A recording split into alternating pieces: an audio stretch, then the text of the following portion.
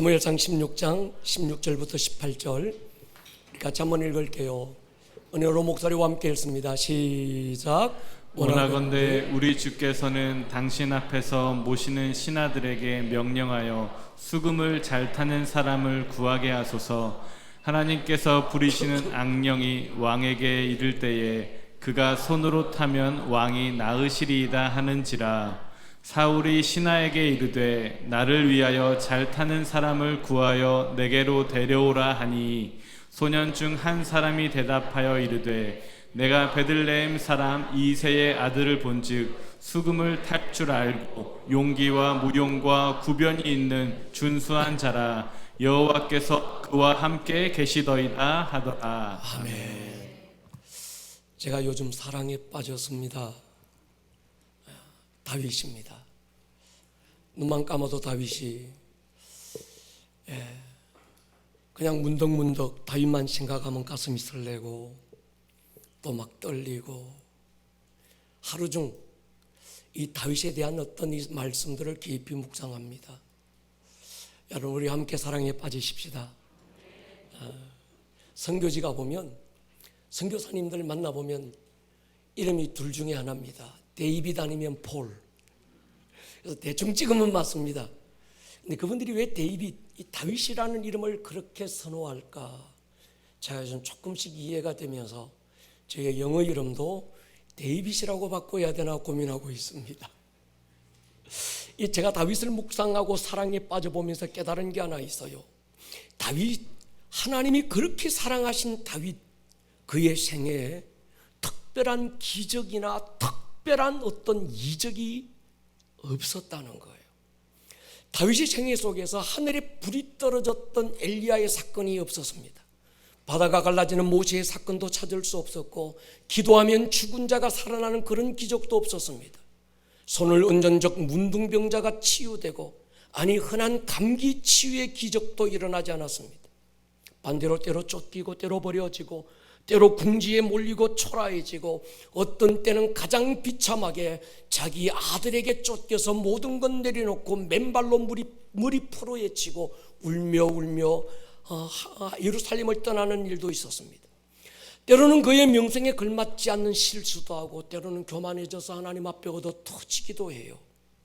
그럼에도 다윗의 일생에 하나님이 계셨고 하나님의 마음 한복판에는 다윗이 있었습니다. 다윗하면 하나님을 빼놓을 수 없었고 하나님께는 언제나 다윗이 있었던 거지요. 다윗은 기적을 구한 게 아니라 하나님을 구했습니다. 다윗은 왕의 자리를 구한 적도 없고 부귀영화를 기도한 적도 없습니다.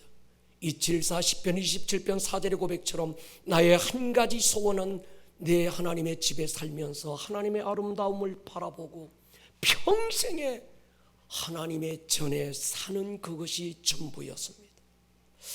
그 소원 하나면 충분했던 다윗, 때로 목동으로 유대 언덕에서 양을 치고 있을 때든지 장군으로 수없는 전장을 누비겨 다닐 때든지 왕의 자리에 앉아서 왕관을 쓰고 있을 때든지 그는 변함없는 예배자였습니다.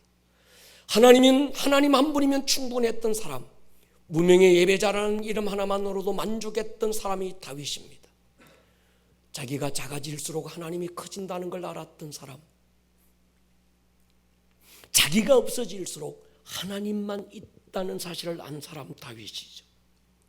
제가 그런 생각해 봤습니다. 어린 소년 다윗 10대에 어떻게 블레셋의 적장 골리앗 앞에 당당하게 뛰어나가서 내가 믿는 나의 하나님이 그렇게 당당하게 선포할 수 있었던 것, 사울과 그의 신하들 훈련된 군사들마저 기가 꺾이고 쪼그라들어서 다윗 앞에 고개 숙였던 그 상황에서 어떻게 이 소년 다윗이 그 짱돌 몇 개 뛰어들고 다윗 그 골리앗과 맞짱 뜰 수 있었을까? 다윗의 어떠함이 아니었습니다. 철부지의 호기도 아니었습니다. 그런 결론을 내렸습니다. 평소에 하나님의 크심을 묵상하는 사람에게 골리앗은 너무 작았고 매일 하나님의 위대하심을 노래하는 사람에게 사자와 곰은 초라할 뿐인 거지요. 매일 기도의 집에 앉아서 하나님의 아름다움을 바라보는 사람의 눈에는 세상의 힘과 자랑은 아무 의미가 없지 않을까요? 우리는 오늘부터 5주간 다윗이라는 한 사람을 찾아가게 될 것입니다. 다윗 안에 부어졌던 특별한 영성이 우리 교회 안에 부어지기를 축복합니다. 특별히 다윗의 세대로 일어나고 있는 예배의 세대, 우리의 다음 세대 안에 이 다윗 안에 부어졌던 기름 부음이 그대로 부어질 수 있기를 주의 이름으로 축원합니다. 오늘 본문 28절에 보면 다윗에 대해서 이렇게 기록하고 있습니다. 다윗의 데스티니, 다윗이라는 한 사람, 이런 사람입니다. 다윗을 소개했던 그 배경이 이렇습니다. 당시 사울이라는 왕이 악한 영에게 사로잡혀서 너무 고통스러운 거예요. 밤에 잠을 이룰 수 없습니다. 그의 마음의 번민과 불안과 두려움을 어떻게 할 방법이 없습니다. 왕인데도, 모든 걸 가졌는데도, 막강한 어떤 권력이라는 힘과 배경을 가졌는데도 그 마음에 일어나는 작은 불안 하나를 어떻게 감당할 방법이 없는 거예요. 그래서 급처방으로 전국에 수배를 내렸습니다. 수금 잘 타는 한 사람을 데려와서 그가 수금을 연주할 때 혹시나 사울 안에 있던 번민이 사라지고 마음의 평안이 있지 않을까. 그래서 한순간만이라도 마음의 평안을 얻고 편히 잠을 잘 수 있다면 소원이 없겠다. 그때 불려왔던 사람이 다윗입니다. 18절 보십시오. 소년 중 한 사람이 대답하여 이르되 내가 베들레헴 사람 이새의 아들을 본 적 수금을 탈 줄 알고. 첫 번째. 두 번째는 용기와 무용과 구변이 있는 준수한 자라. 여호와께서 그와 함께 계시더이다. 수금을 탈 줄 아는 사람, 악기 잘 다루는 뮤지션이라는 말이 아니지요. 수금, 예배를 말합니다. 하나님을 향한 아름다운 예배차가 바로 이 사람입니다. 요한계시록 5장에서 하프엠 볼, 예배와 기도, 테일라, 테필라, 이 사람 하나님을 향한 예배의 중심이 있습니다. 두 번째, 용기와 무용과 구변이 탁월했던 사람. 여러분, 다윗은 싸움에 능한 장수였습니다. 용사는 세 가지가 있어야 합니다. 두려워하지 않는 용기가 있어야 하지요. 용기와 만용은 다르지 않을까요? 하나님 한 분만을 전적으로 의지할 때, 하나님 한 분만을 내 배경으로 두고 어떤 상황과 마주쳐도 담대해질 수 있는 사람. 그래서 용기라는 건 선천적인 기질이 야 나 힘있고 용기 있어요 이게 아닙니다. 하나님 한 분만을 배경으로 둔 사람, 하나님이 자기 인생의 모든 어떤 배경이 된 사람, 그 사람 안에서만 터져 나오는 어떤 영적 배경을 가진 자, 그 안에서 터져 나오는 어떤 감정, 그걸 우리는 용기라고 말하는 거지. 골리앗 앞에서 모든 사울의 부하들이 쫄아 숨었을 때 다윗이 엘라 골짜기에 나뒹구는 짱돌 몇 개 들고 뛰어나가며 선포합니다. 너는 칼과 창과 단창으로 내게 나오지만 나는 네가 모욕하는 여호와 이스라엘의 하나님으로 네게 나아간다. 전쟁이 칼과 창에 있지 아니함을 오늘 너로 알게 하리라. 이게 용기지요. 또 다윗은 무용이 있었다. 여러분, 무용담 아시지요? 단순한 용기만 있는 게 아니라 싸울 줄 아는 사람. 아무나 동네 사람 붙들고 싸움 걸고 시비 거는 그런 사람 말고, 빙 뜯는 사람 말고, 하나님의 이름을 위해서라면, 의를 위해서라면, 약하고 연약한 사람들을 위해서라면 싸움의 날에 뒤로 물러서지 않는 사람, 무용이 있는 사람, 다윗인 거죠. 구변이 좋았어요. 단순한 언변이 좋은 말쟁이라는 얘기가 아닙니다. 리더로서의 설득력이죠. 사람을 이끄는 어떤 힘. 그러니까 여러분, 리더는 힘 있고 칼 잘 쓴다고 리더가 되는 게 아닙니다. 그 안에 사람을 이끌 수 있는 어떤 그 카리스마가 있어야 되는 거죠. 모든 백성들과 군사들이 마주한 어떤 적군의 상황 앞에서 비교할 수 없는 나의 초람 앞에 패배의식에 젖어들고 두려워서 싸울 의지마저 다 잃어버리고 어떻게 하면 도망갈까 주저앉아 있는 그때 이 리더가 뛰어나가서 두려워하지 마라. 하나님이 우리를 위해서 싸우실 거다. 우리는 싸워야 될 이유가 있습니다. 물러설 수 없는 이유가 있습니다. 당신과 당신의 자녀들을 위하여 싸우십시다. 이럴 때 좌절과 패배의식에 젖어있던 모든 군사들 속에 갑자기 마음의 힘이 불끈 솟아나면서 그래! 한번 해보는 거야! 이게 구변이 있는 거예요. 여러분, 이런 리더가 되시기를 주의 이름으로 축원합니다. 여러분, 리더는 설득력이 있는 사람인 거죠. 역사의 탁월한 리더들의 특징이 바로 설득력입니다. 사람을 이해할 줄 아는 사람, 사람의 마음을 움직이는 힘을 가진 사람. 그런 면에서 엘리트와 리더는 다르죠. 엘리트는 공부 많이 한 사람일 수 있고 많은 지식을 가진 사람이 엘리트일 수 있지만, 리더는 공부는 별로 관심 없을 수 있어요. 저희 어릴 때 보면 학교 다닐 때 열공파가 있어요. 공부파. 이 친구들은요, 우리는 죽으라고 공부하고 얘들은 대충 해도 그냥 얘들은 1등해. 부모로부터 물려받은 DNA가 좋은 거예요. 근데 그런 사람들이, 그런 친구들이 사람을 이끄는 게 아니더라고요. 공부 관심 없어? 별로 뭐 공부 성적 연연 안 해? 뭐 2등하고 3등 하는 사람들이나 난 막 자존심 상하고 패배의식이 있고 그러지, 꼴찌는 원래 꼴찌야. 그러니까 꼴찌에도 아무 관심 없어요. 그런데 이 친구에게는 사람이 따르는 거예요. 그 주변에 항상 사람이 있어. 야, 오늘 저기 한번 가자. 그러면 왠지 모르게 사람들이 줄줄줄줄 따라서 막 가는 사람. 하나님을 움직이는 사람. 할렐루야. 우리 모든 분들이 리더가 되기를 주의 이름으로 축원합니다. 이 세 가지 기름 부음이 우리 교회에 넘치기를 축복합니다. 특별히 누구보다 우리의 다음 세대에 흘러가기를 축복합니다. 이 아이들이 원띵이 아름다운 예배자가 되기를 원하고, 하나님 한 분만을 구하고 어떤 상황에서도 쫄지 않고 주눅들지 않고, 내가 믿는 나의 하나님이 나와 함께하고 계신다, 당당하게 이 시대에 앞서서 하나님 살아계심을 보여줄 수 있는 우리의 다음 세대가 될 수 있기를 주의 이름으로 축원합니다. 요즘은요, 공부에 대한 개념이 많이 바뀌었습니다. 학습에 대한 개념이 바뀌어서요, 정답 달달달 외워서 A+ 받던 시대는 지나갔습니다. 정답은 이미 다 나와 있기 때문에 검색만 잘하면 됩니다. 지금은 인성이 실력인 시대예요. 성품이 실력인 시대입니다. 그러나 앞으로 3년 후, 5년 후만 돼도 인성을 뛰어넘어 영성이 실력인 시대가 올 것입니다. 깊은 영성에서 우러나오는 영성이 아니면 한계가 있어요. 그 인성에서 나온 어떤 지성이 아니면 그 지성은 가지면 가질수록 남 죽이고 자기도 죽는 거예요. 영성이 중요합니다. 깊은 영성 안에서 터져나오는 인성, 그 인성 안에서 흘러나오는 말 한마디가 하나님을 움직이고 사람을 움직이는, 이런 다윗을 가리켜서 준수한 사람이라, 이 말은 하나님의 임재가 머물러 있는 사람 그 뜻이죠. 외모가 아닙니다. 외모가 뭐 얼굴이 빨갛사레 해가지고 뭐 볼때기가, 볼때기 하면 죄송합니다. 이 뭐죠? 볼이 볼고스모래한 게 뭔가 참 어떤 뭐 꽃미남 이런 게 아니었다는 거예요. 그의 중심이 하나님이 함께하고 있는 사람. 그래서 누군가가 볼 때, 다윗을 보니까 아직은 어리고 아직은 철이 없고 아직은 좀 어설픈데 그 안에 하나님이 함께하고 계신다는 거예요. 여러분, 다윗 보십시오. 다른 7 형제들과 외모 비교하면 다윗은 명함도 못 내밀었습니다.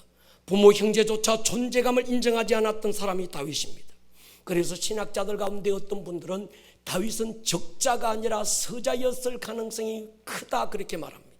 맞는 말인 것 같아요. 생각해 보십시오. 지금 이 상황이 어떤 상황인가 하면, 시대의 영적 거장 사무엘이 자기 집에 와서 하는 말이 뭔가 하면, 이새야, 당신의 아들들 가운데서 하나님께서 왕으로 기름 부을 자가 있다고 한다. 아들들을 데려오라. 요즘처럼 국민투표 해가지고 막 어떤 대통령 뽑고 그런 때가 아닙니다. 사무엘이 하나님으로부터 하나님의 사람 선지자가 왕으로서 기름 부어버리면 그가 왕이 되는 그런 시대였던 거예요. 이 결정적인 순간에 많은 모든 아들들이 다 나와 있는데 다윗이 안 보이는 거예요. 첫째, 엘리압, 용모와 외모를 볼 때 왕감입니다. 왕의 아우라가, 왕의 포스가 나왔어요. 기도의 사람 사무엘마저도 쏙습니다. 뭐라고 그러는 6절에 보면요, 그들이 아들들이 온 거예요. 사무엘이 맏아들, 첫아들 엘리압을 보고 마음에 이르기를, 그 마음속에 여호와의 기름 부으실 자가 과연 저 사람이구나. 아우라가, 포스가 벌써 왕이에요. 하나님이 단호합니다. 용모와 키를 보지 마라. 내가 그를 버렸다. 내가 보는 것은 사람과 같지 않다. 나 여호와는 사람의 중심을 보느니라.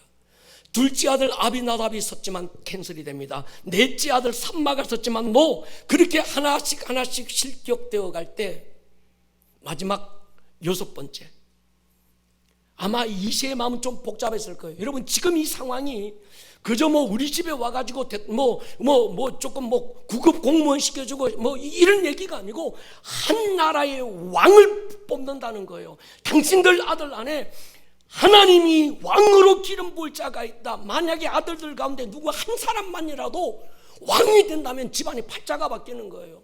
가문이 바뀌는 겁니다. 모든 상황이 차자손손 모든 것들이 달라질 수 있는 이 어마어마한 결정적인 순간에 여섯째 넘어가고 일곱째 될 때 아마 내가 이세였으면 불안했을 것 같아요. 야, 쟤도 안 되면 그래, 되든 안 되든 막내 이놈의 새끼라도 데려와보자 해가지고 데리고 앉혀놔야 돼.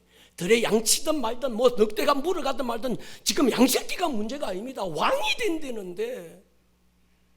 그리고 사무엘이 하는 얘기가 하나님은 중심을 본다고 그랬는데, 그러면 여덟 번째인 막내라도 데리고 와서 뒤에 줄 서가지고 그 후보로 세워놔야 되는데 이제는 그럴 마음이 없어요. 일곱 번째 사무엘이 얘기합니다. 하나님은 정확하신 분이고 실수가 없는 분인데 네 아들이 이게 다냐? 그제서야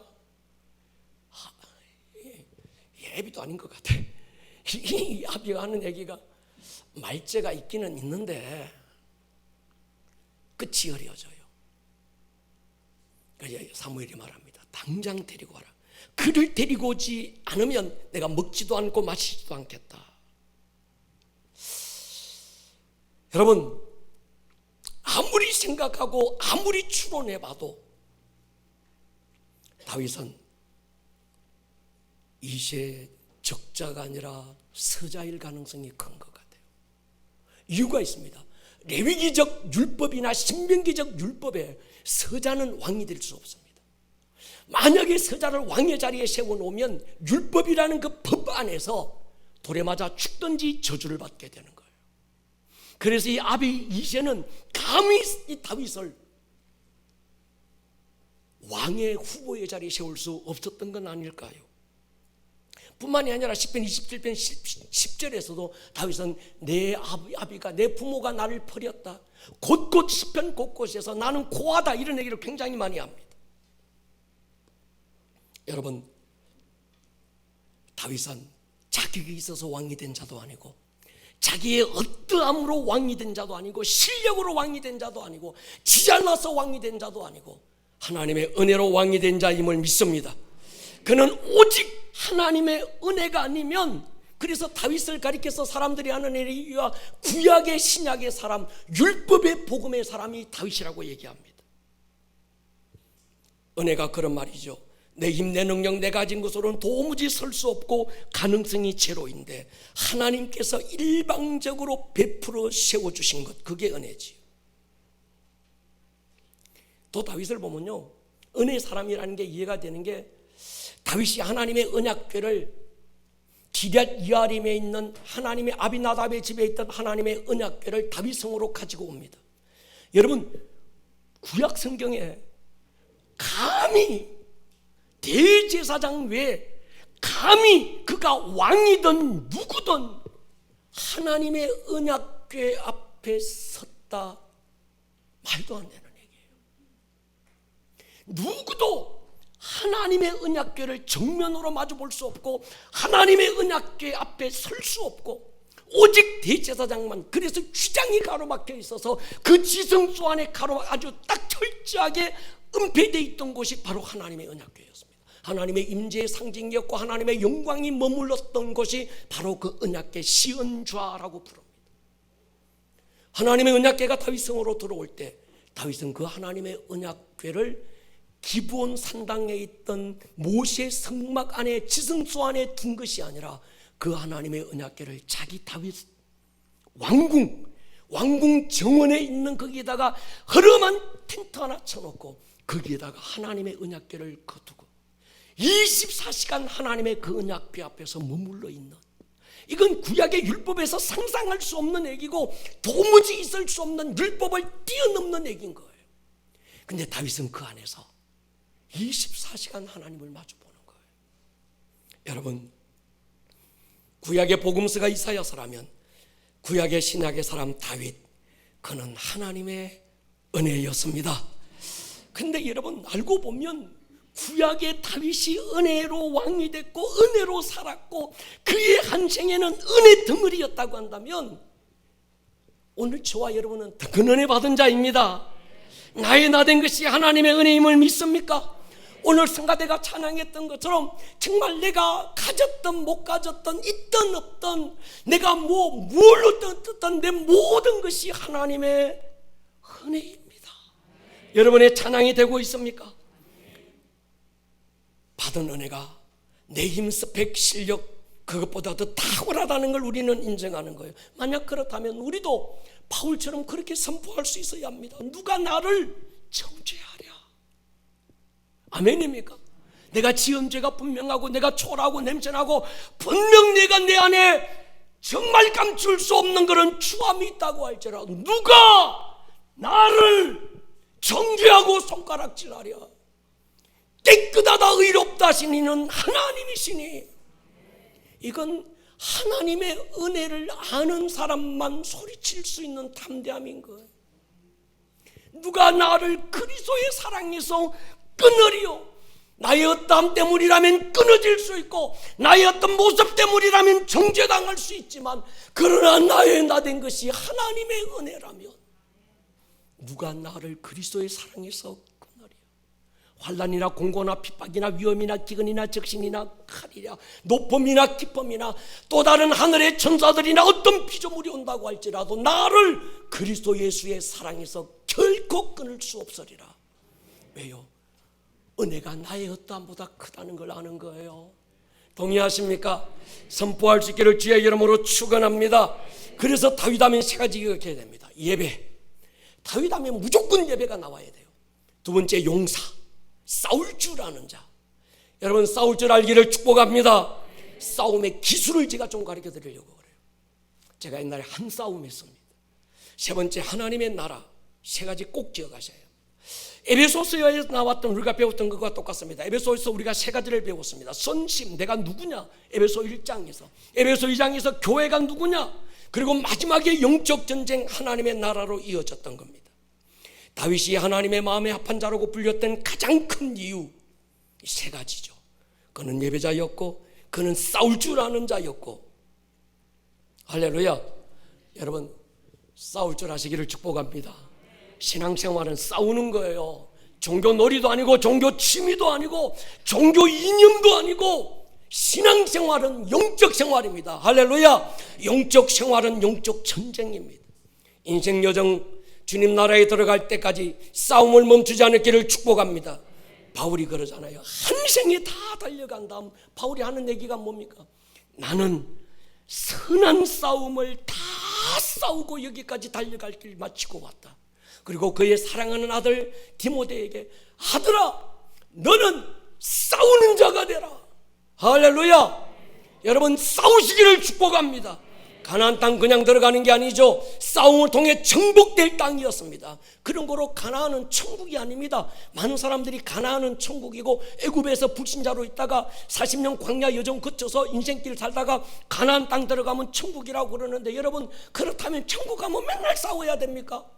여호수아는 천국 그 가나안 땅 들어가서 맨날 싸운 거예요. 31개의 부족국가 싸우고 정복해 갔는데, 천국 들어가서 맨날 싸워도 될까요, 안 될까요? 천국은 싸우는 데가 아닙니다. 동의합니까? 제가 경상도로서 싸우는 곳 하시더라도 이해하십시오. 싸우는 게 아닙니다. 할렐루야. 가나안 땅은 싸우는 곳입니다. 싸운다라는 건 뭔가 하면 부르심을 얘기하는 겁니다. 부르심의 성취, 구원은 그냥 얻는 거예요. 할렐루야. 부르심은 그냥 주어지는 것이 아니라 싸우고 성취하는 것입니다. 빼앗긴 하나님의 영토, 잃어버린 영은 그냥 주어지는 게 아니죠. 싸움을 통해서 취하는 거지요. 창세기 태초에 전쟁이 있었다는 거 아십니까? 에덴은 여호와의 동산이었습니다. 아담에게 하나님의 동산 맡겼는데 마귀에게 빼앗기지요. 누가복음 4장에 보면 마귀가 예수님께 와서 이건 아담이 내게 넘겨준 것이다, 내가 아담으로부터 빼앗은 것이라고 얘기했습니다. 여러분, 아담이 뺏겼던 것, 예수님이 십자가에서 찾아 돌려주셨습니다. 여러분, 인천은 하나님의 도심을 믿습니까? 하나님의 것은 하나님께 돌려드리라고 세운 것이 교회가 아닐까요? 마귀에게 뺏긴 이 도시, 예수님이 십자가에 되찾아 주셨는데도 마귀는 여전히 이 도시가 자기의 것이라고 속이면서 사상과 이념을 통해서 사람과 사람을 나누고 동서로 나누고 뭐 태극기 어떤 촛불 나누고 전부 나누는 거예요. 여러분, 이 땅은 하나님의 땅입니다. 그러니까 교회 왜 세워졌을까? 이 땅, 이 도시에 이 교회가 세워진 건 이 도시가 하나님의 것임을 선포하고 회복하라는 것이 그거든요. 보십시오. 신앙생활이 구원이 전부라면 제일 큰 복이 뭔가 하면 할렐루야, 나 예수 믿을게요, 골가다 가고 죽어버려야 제일 큰 복이에요. 십자가의 강도가 제일 큰 복 받은 겁니다. 하루를 더 살면 상급만큼 고통스럽고 그렇잖아요. 이 땅에서 부귀영화 펜트하우스 막 즐겨도 천국만 하겠냐는 거예요. 그 좋은 천국 데리고 가는 게, 빨리 데리고 가는 게 복이지, 지옥 같은 이 세상 오래 살고 질기게 살면 살수록 이게 저주가 아니겠냐는 거예요. 그러지 않습니까? 제 논리가 틀렸습니까? 남겨두신 이유가 뭘까요? 부르심인 거죠. 할렐루야. 교회는 부르심입니다. 하루를 더 살아도 살아야 되는 이유, 이 돈을 벌어도 벌어야 되는 이유, 구원받은 자가 세상에서 가진 돈이 복이 되는 이유, 건강이 복이 되는 이유, 형통이 복이 돼야 되는 이유는 그 자체가 복이 아니라 그걸 통해 이루어야 될 하나님의 부르심이 있기 때문입니다. 따라합시다. 꿈 넘어 꿈. 많은 사람들이 꿈은 있는데 그 꿈 넘어 꿈이 없는 거예요. 그러다 보니까 만몬에게 속는 겁니다. 제가 그런 얘기합니다. 우리 믿음이 깊어지지 못하는 이유, 그만큼 믿고 그만큼 기도하고 그만큼 성경 읽고 내가 못된대요, 3대 4대인데요, 그런데 보면 영적 가장자리에 앉아서 찰싹찰싹 놀고 있는 거예요. 세 가지 있습니다. 베이직이 없어요.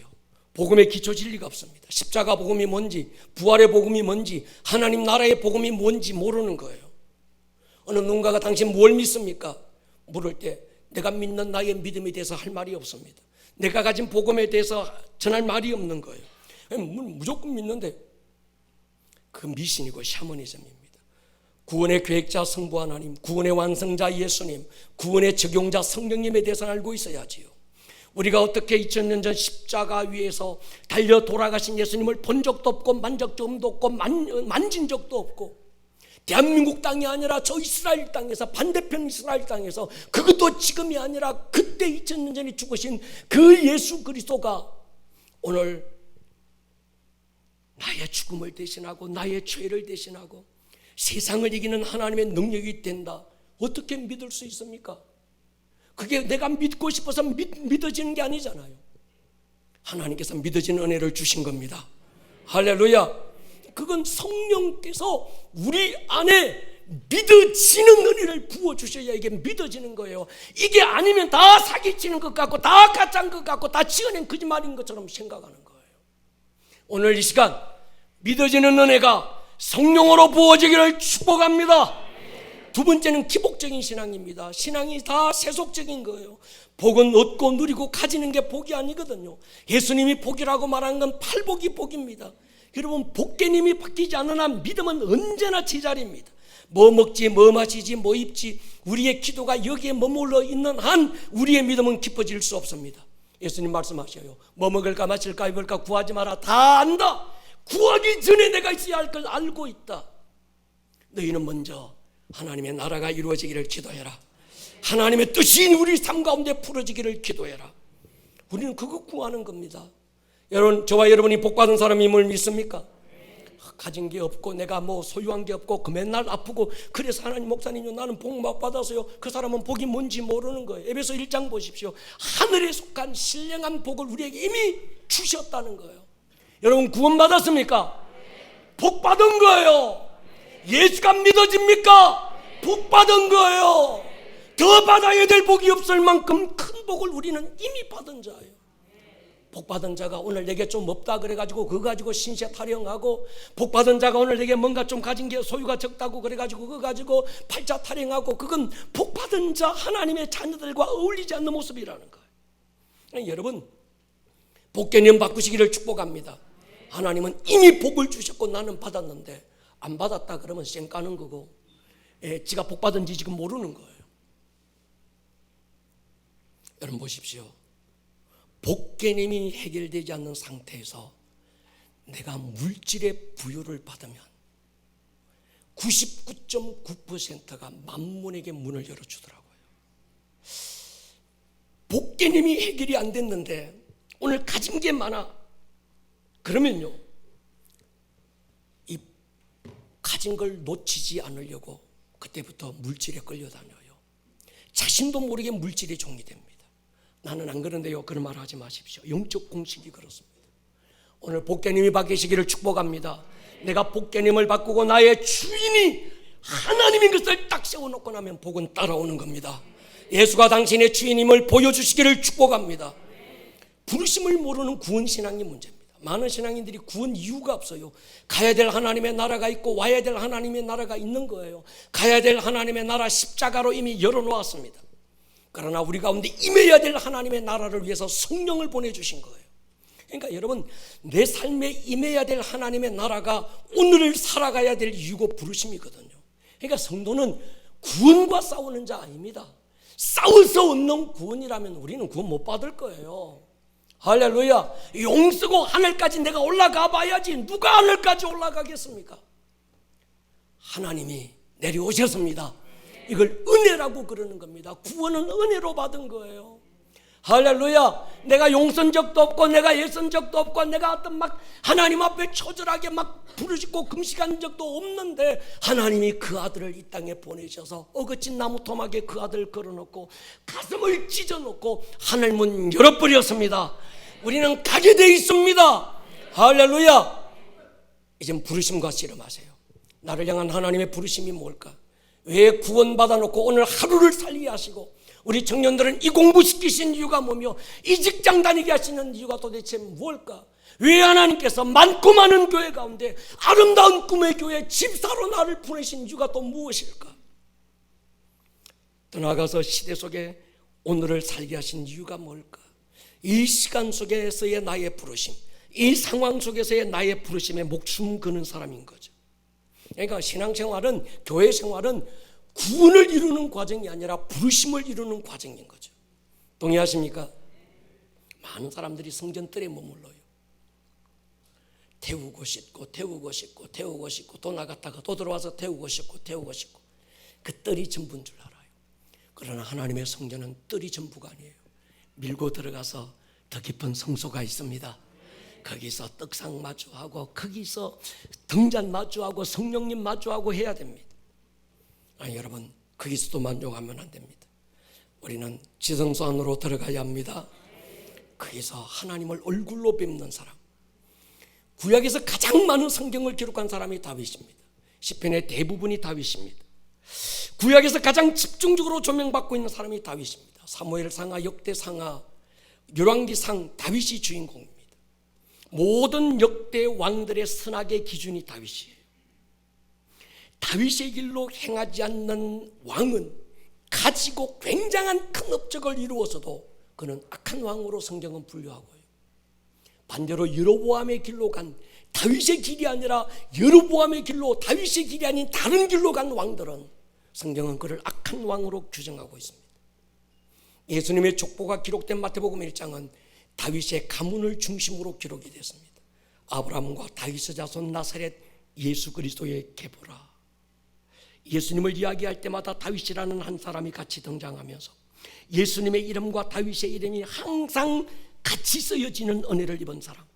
그래서 수많은 신약의 사람들이 다윗의 자손 나사렛 예수여 나를 불쌍히 여겨달라고 다윗의 이름과 예수님의 이름을 동일선상에 놓고 불렀던, 그 불려졌던 한 사람, 그가 왕이 된 다음 33년 한시도 멈추지 않는 예배를 드린 사람이 다윗이죠.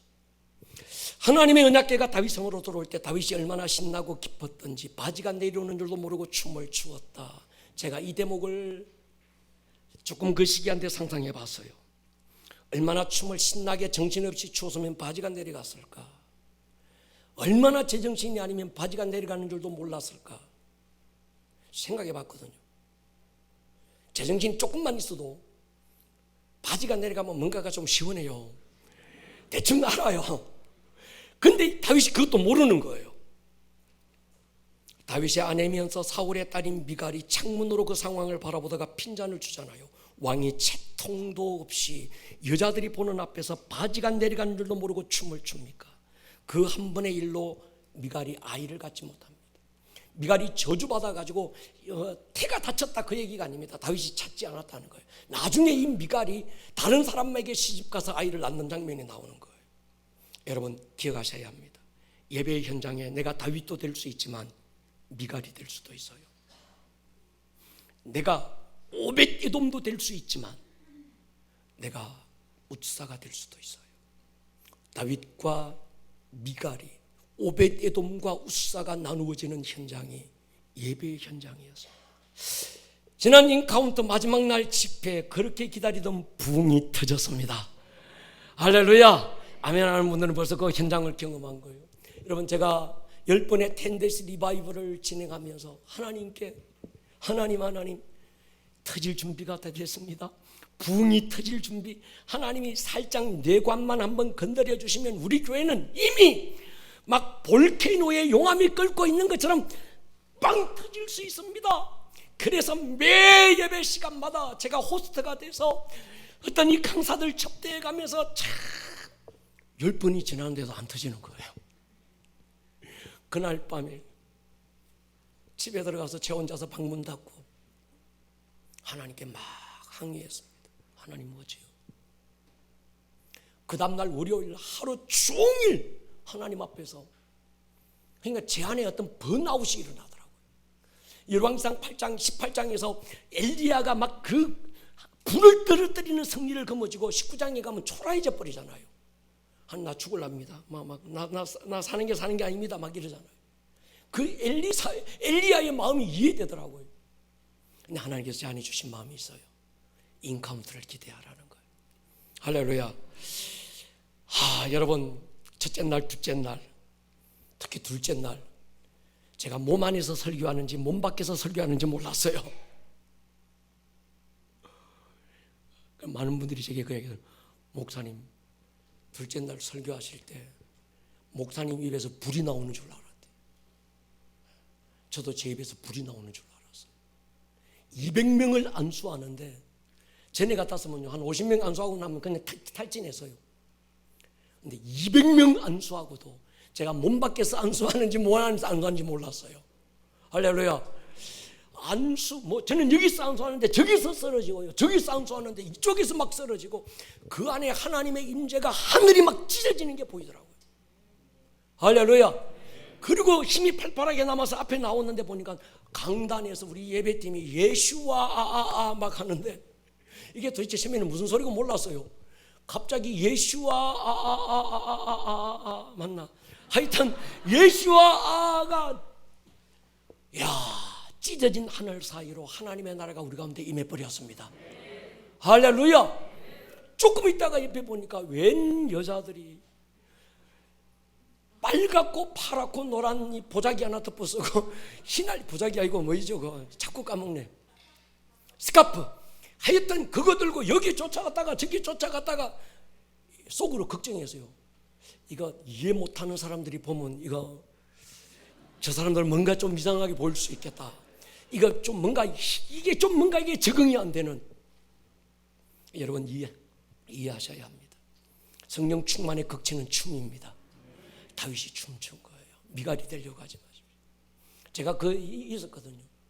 2010년도 어떤 미국에 있는 캔사스시티에 있는 큰 기도의 집을 갔는데 저는 거기만 들어가면 임재 5분 안에 임재 들어갔어요.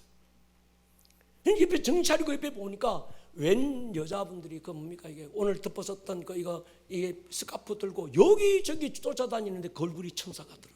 제가 이스라엘에 가서 유대인들이 예배드리는 그 현장을 가보니까 유대인들은 깃발을 또 흔들더만요. 빨간 깃발, 파란 깃발 막 흔들. 그 예배 현장에 그 어떤 스카프가 그 깃발이 막 휘날릴 때마다 그 가운데 하나님의 임재가 막 운행하는 게 보여지더라니까. 우리 교회에서 혹시 제가 볼 때 우리 사모가 될 것 같은데 앞에 여기서 스카프 덮어쓰고 나와서 막 하거든. 이해하십시오. 야, 제자가 성령 충만하구나. 할렐루야. 뒤따라와서 스카프 들고 따라오시기를 주의 이름으로 축원합니다. 반드시 예배에 있어야 될 게 있습니다. 예배는 사도신경이 있고 교동문이 있어야 예배가 아닙니다. 예배는 하나님이 계셔야 예배입니다. 하나님의 임재가 없는 예배는 예배가 아니고 종교의식일 뿐입니다. 우리는 의식에 만족하는 자 되지 말고 그 예배 속에서 주님과의 인카운터가 있기를 주의 이름으로 축원합니다. 여러분, 제가 구약에서 가장 중요한 인물이 다윗인데 앞으로 5주간 이 다윗 어떻게 싸웠는지, 어떻게 그 무용이 있었는지, 계속 그 하나님의 킹덤이 어떻게 임했는지 우리가 나누게 될 겁니다. 그런데 다윗이 가장 다윗 생애에 집중해야 될 건 다윗의 장막입니다. 동시대 성막과 장막이 나누어져서 예배드렸던 이 한 사건. 여러분, 다윗은 그냥 보통 왕이 아닙니다. 하나님께서 내 마음에 합한 자라 인정했던, 합한 자 이 말은 뭔가 하면 하나님께서 내 마음이 네 안에도 있고 네 마음이 내 안에도 있어. 네를 보면 내 마음을 알아. 나를 보면 네 마음도 알게 될 거야. 이게 마음에 합한 자라, 셈셈 그런 뜻인 거죠. 그런 사람이 다윗. 수많은 역대 왕들이 있었지만 그 역대 왕들의 옳고 그름 선악을 결정했던 기준이 됐던 사람. 다윗이 한 일 중에서 가장 중요한 사역이 바로 다윗의 장막이었습니다. 모세 성막 안에서는 여전히 양잡고 소잡고 태우고 씻는 절기와 제사가 드려지고 있었지만 이 다윗의 장막 안에는 율법도 없고 의식도 없었고 오직 하나님의 임재의 상징이었던 언약궤가 다윗의 장막 안에서 하루 이틀이 아니라 33년, 한두 시간이 아니라 하루에 한두 시간이 아니라 하루 24시간 내내 예배가 그치지 않고 기도가 그치지 않았고 그 일이 33년간 이어졌던 288명의 전문 뮤지션들을 준비하고 4,000명의 레위인들을 구분하고 2만 명의 레위인들을 따로 세워서 24시간 예배가 그치지 않게 했던 이 다윗의 장막 안의 이 사건 굉장히 중요합니다. 모세의 성막은 땅이 하늘로 올라가는 거예요. 근데 다윗의 장막은 하늘이 땅으로 내려오는 거죠. 나중에 솔로몬이 왕이 되면서 성전을 짓고 이 모세의 성막과 다윗 장막 안에 있던 하나님의 언약궤를 하나로 묶어서 교회를 세우는 겁니다. 여러분, 교회 안에 이 두 가지가 있어야 될 줄로 믿습니다. 그래서 우리 교회 찬양단이 앞에 나와서 찬양할 때 하나님의 나라가 임하기를 선포하면서 찬양 30분간 쫙 할 때 이거 뭔가 하면 땅이 하늘로 지금 올라가는 거예요. 할렐루야. 그 다음에 목사가 나와서 막 믿음으로 선포하는 이 설교는 설득도 아니고 설교는 이해를 요구하는 것도 아니고 설교는 하나님의 나라를 선포하는 것입니다. 동의하십니까? 설교는 하늘이 땅으로 내려오는 것입니다. 그래서 다윗하면 274 예배자, 시편 27편 4절, 다윗하면 원띵의 사람, 그 원띵은 오직 하나님 한 분을 향한 갈망이었던 거죠.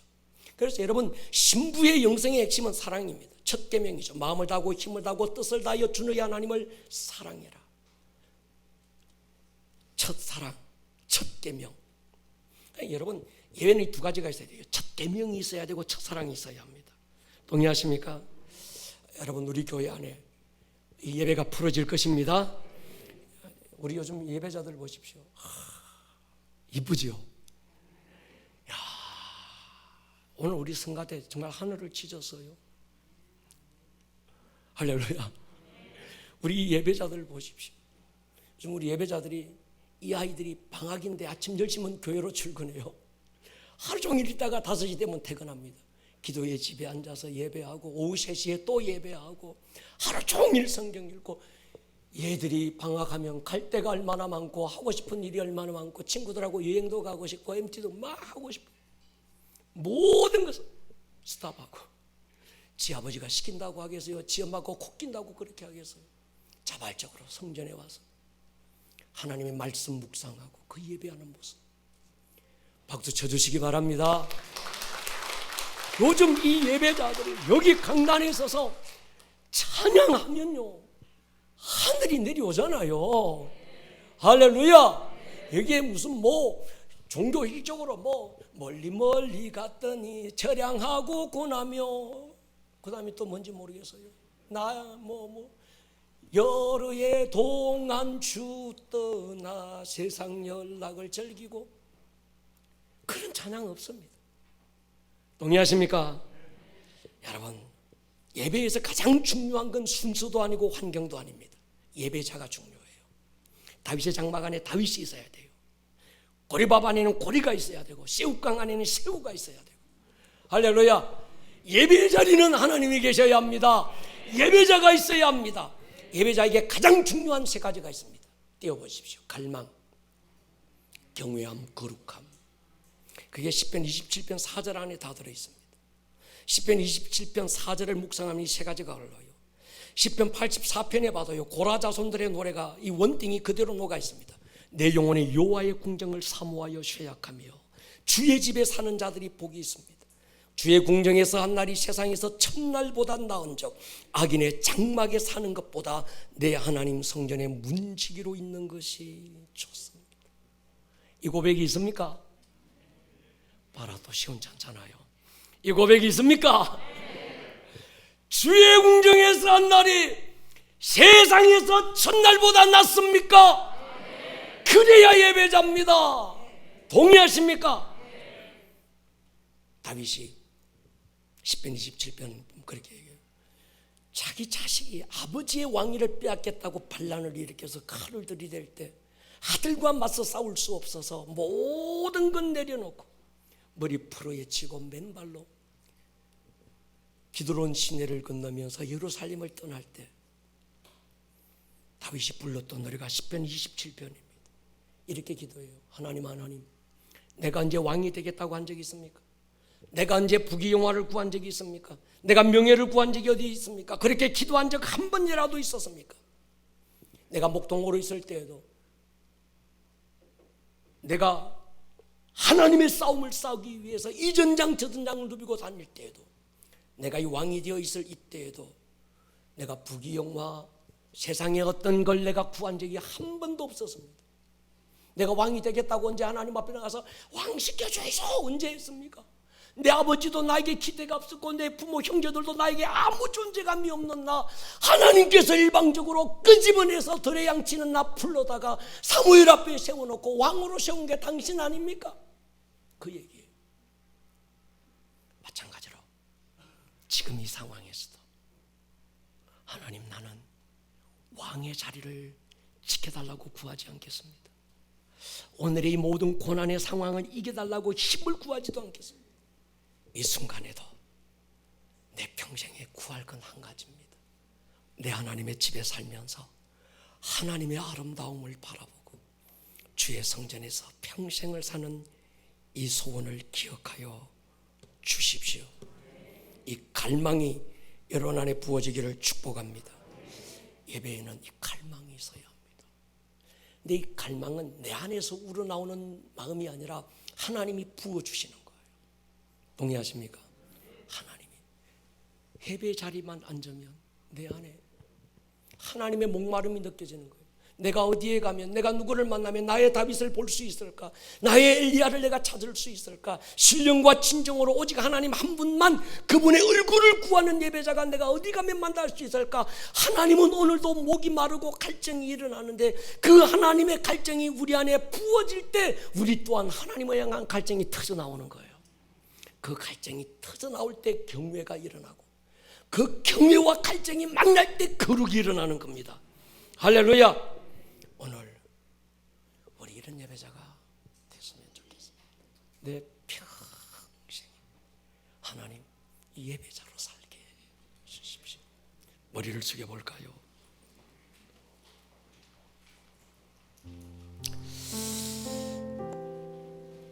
예배자는 사람이 아니라 하나님을 집중하는 겁니다.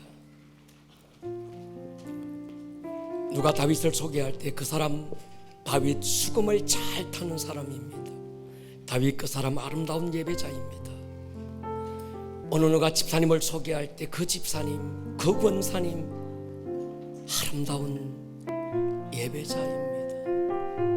이 은혜가 있기를 축복합니다.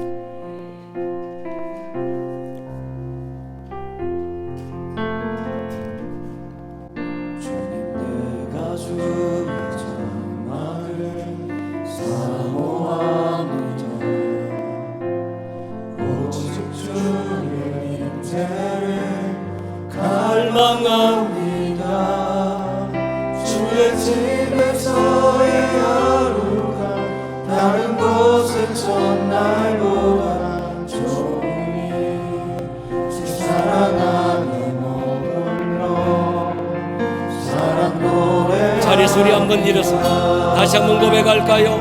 주님, 내가 주의 장막을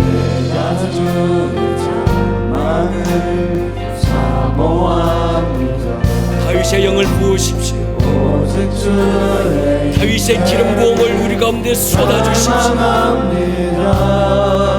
주의 집에서의 하루가 다른 곳의 첫날보다 좋으니 주 사랑 안에 머물러 사랑 노래합니다. 나의 평생에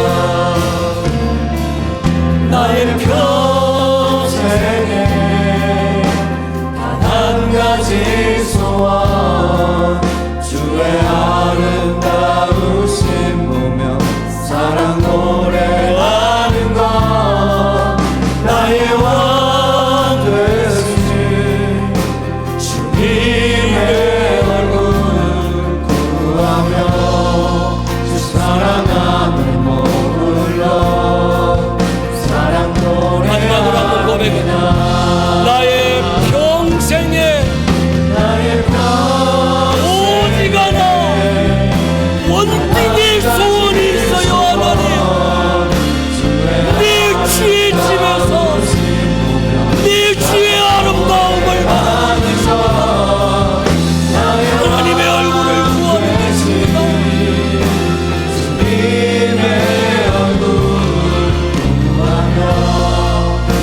우리 시간 잠깐 한번 소리내서 기도합니다. 동성으로 기도합니다.